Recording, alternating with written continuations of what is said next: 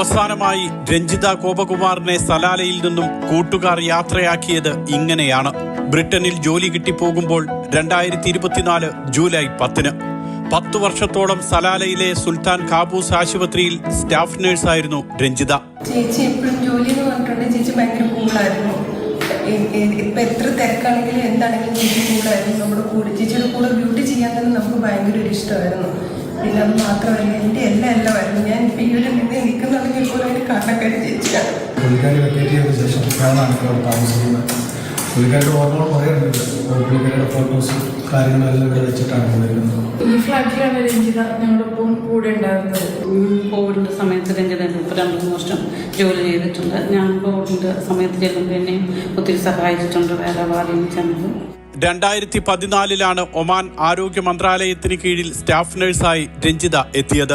ആശുപത്രിയിൽ എല്ലാവരെയും സഹായിക്കുന്ന സ്വഭാവം, അതുകൊണ്ട് തന്നെ എല്ലാവർക്കും പ്രിയപ്പെട്ടവളായിരുന്നു രഞ്ജിത. ആതുര സേവനത്തിൽ മാത്രമല്ല, ആശുപത്രിയിൽ ആഘോഷങ്ങളുണ്ടായാലും അവിടെയും മുന്നിലുണ്ടാകും. 2024 ജൂലൈയിൽ പോകുമ്പോൾ ജോലിയെല്ലാം ശരിയായ ശേഷം എല്ലാവരെയും കാണാൻ വീണ്ടും വരാമെന്നായിരുന്നു വാക്ക്. അവധിക്ക് നാട്ടിലെത്തിയപ്പോഴും ബ്രിട്ടനിലേക്ക് തിരിച്ചു പോകുമ്പോഴും വിളിച്ച് സൗഹൃദം പങ്കിട്ടു.